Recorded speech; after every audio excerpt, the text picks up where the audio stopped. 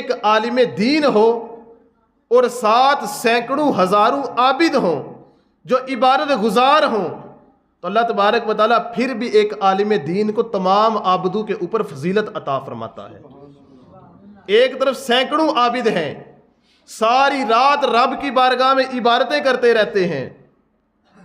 دن کو روزے بھی رکھتے ہیں، عبادت کرنے کے ساتھ ساتھ ان کا لقب بھی عابد پڑ جاتا ہے، لیکن ایک طرف عالم دین ہے، عشاء کی نماز پڑھ کے سوتا ہے، فجر کی نماز اٹھ کے پڑھتا ہے، پھر بھی اللہ تبارک و تعالیٰ اس کو اتنی زیادہ فضیلت عطا فرماتا ہے۔ تو آج ہم بھی کوشش کریں کہ یار اگر خود تو عالم نہ بن سکے، خود دین کا علم نہ حاصل کر سکے اپنی غفلت کی وجہ سے، اپنی دنیا داری کی وجہ سے، مال و دولت کے پیچھے بھاگتے رہے، خود تو دین کا علم نہ حاصل کر سکے، کوشش کریں کہ ہم اپنی اولاد کو تو